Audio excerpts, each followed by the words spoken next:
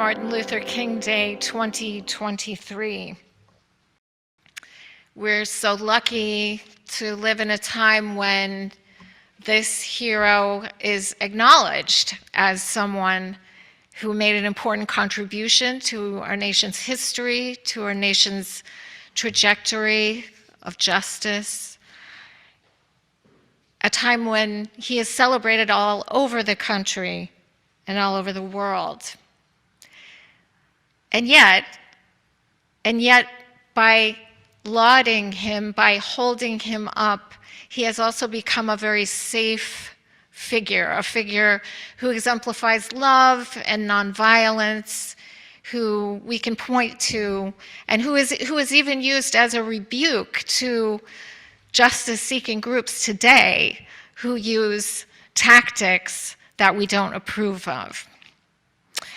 The irony is rich because, as you see, as we saw a little bit in the Time for All Ages today, and as we'll explore, the Reverend Dr. Martin Luther King Jr. was a brilliant strategist, a brilliant speaker, was also someone who was not afraid to be mocked, hated, and misunderstood, as he said in his own words.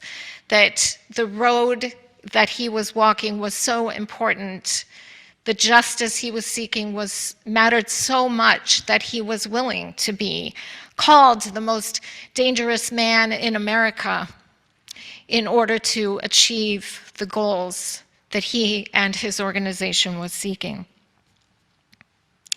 He was willing to live his values through actions that some found abhorrent because of his wider vision of beloved community.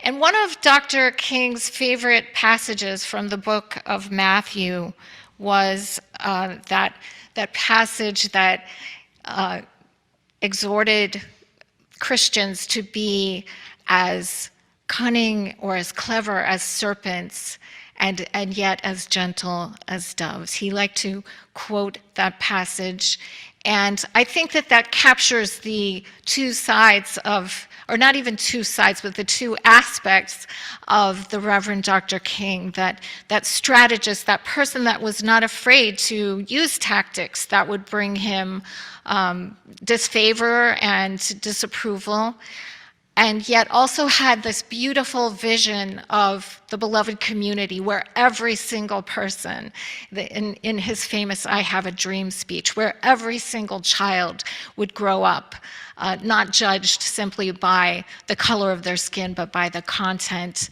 of their character.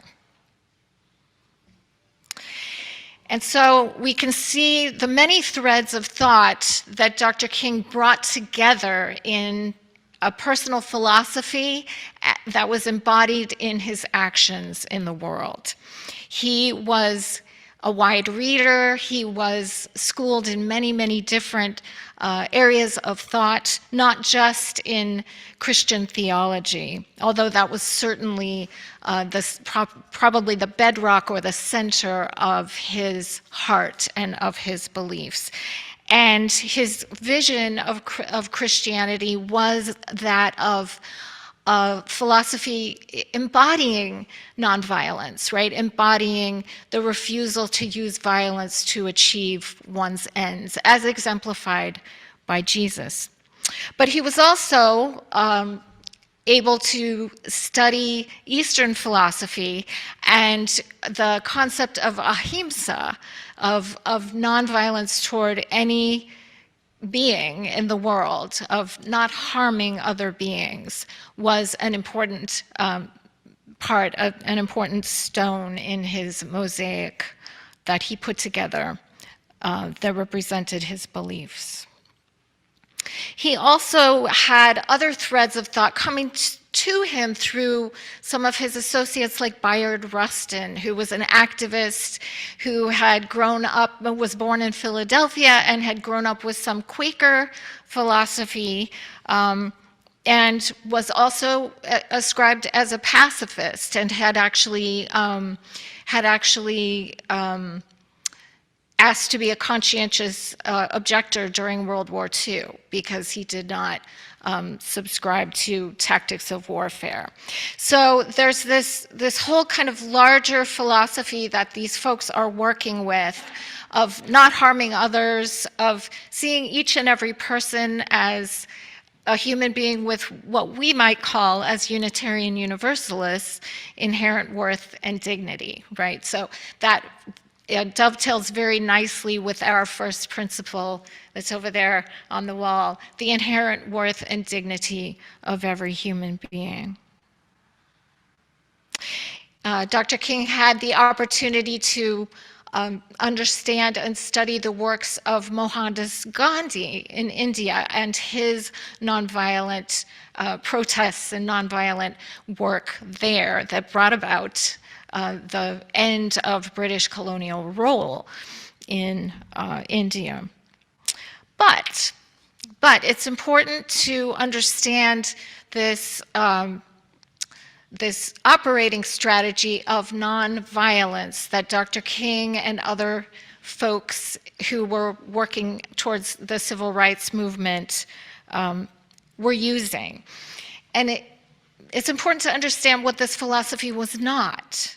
Yes, these people had a wide vision of a world that was at peace. Yes, they had a vision of a world in which each person would have access to resources that they needed in order to thrive. And that was the ultimate goal. That was, we might call it the mountaintop, right? But while they were slogging through the riverbeds and the swamps and the forests, they had what we call a nonviolent resistance strategy.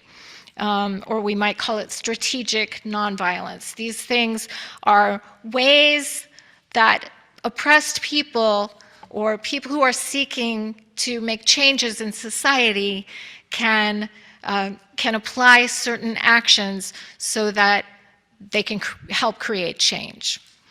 And they do this, as Bayard Rustin famously said, they do this by actually gumming up the works of society. So they do this by making trouble.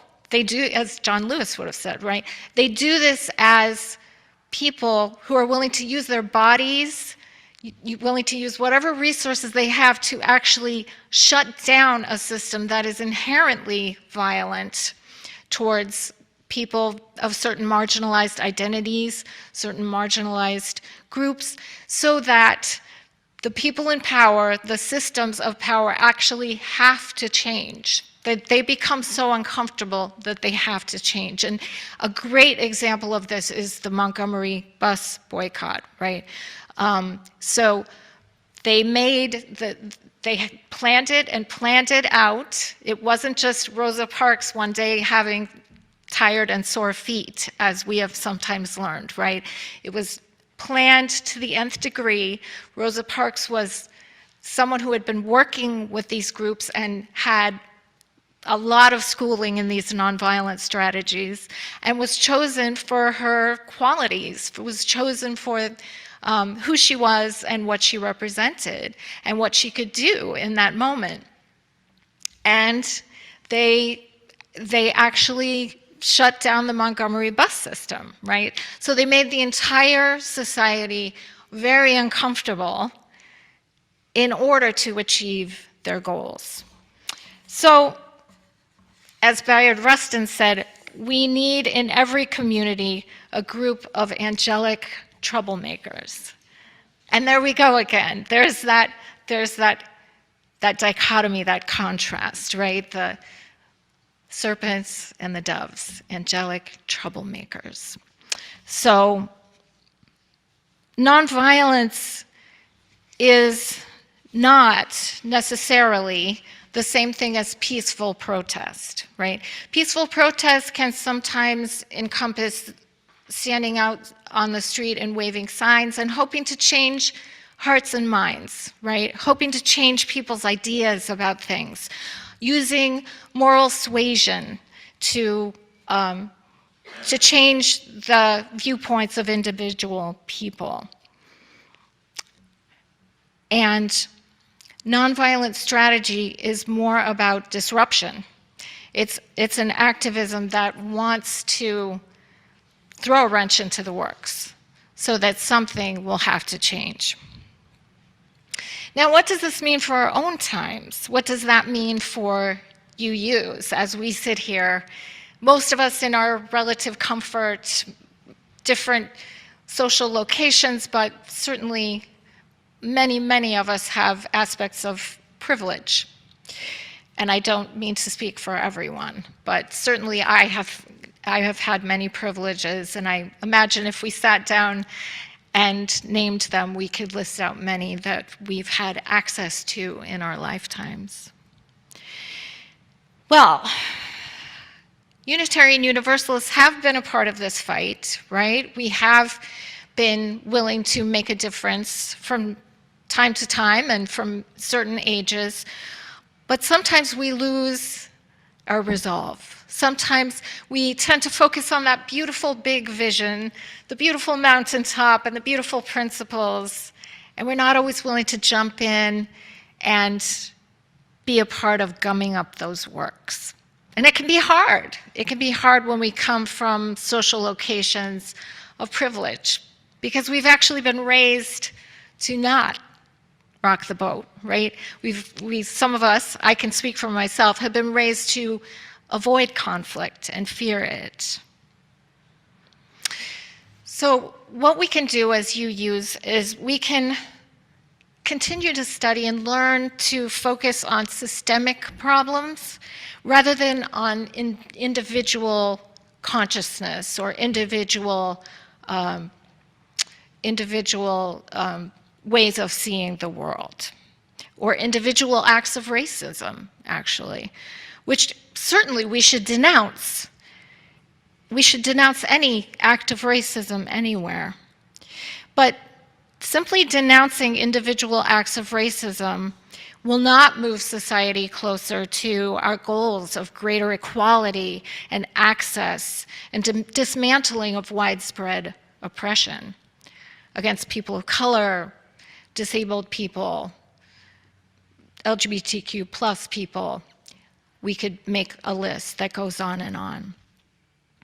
So we need to learn about systemic racism and other oppressions and understand how they operate in society in invisible ways, ways that might be invisible to us if we come from a background of privilege. And we can do this by learning about our own biases, so we can begin to see the hidden violence within the system. Violence that is disguised as poverty, as inequality, as lack of access. Wealth and income gaps resulting from historical inequities and historical wrongs that get perpetuated in each new era until we dismantle them.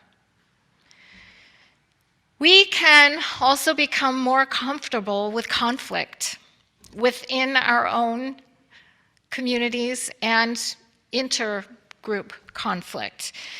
We can sometimes become addicted to our comfortable status because, let's face it, the status quo benefits those who hold power in a system. And nonviolence is a way of engaging with conflict, not avoiding it. We need to get over, like Dr. King said, we need to get over our need to be liked, or to never do anything wrong, to never be criticized, to never wonder whether we made a mistake. We need to cultivate humility as a spiritual practice as we go forward.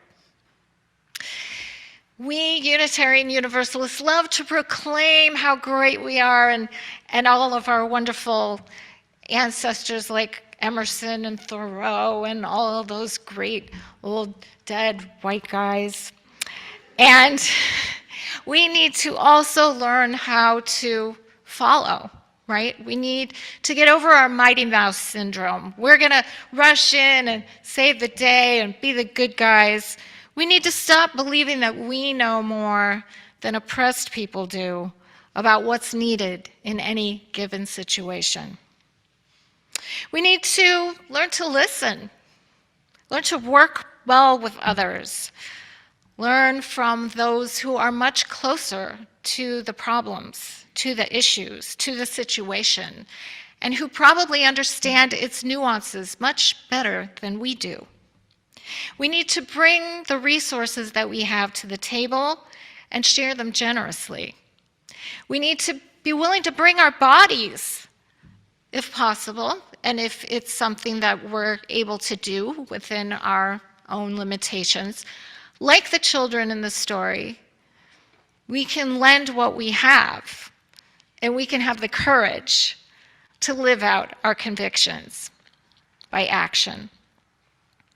And we need to focus more on accountability within our organization and within our world, on strategy, not just high principles, and on power analysis. For power analysis is how Martin Luther King Jr. and Bayard Rustin and all those other folks began to shift what was happening in their world by understanding if they pushed here and pulled here and gummed up the works there, they could make society reconsider what was a comfortable way of operating and what should be the status quo.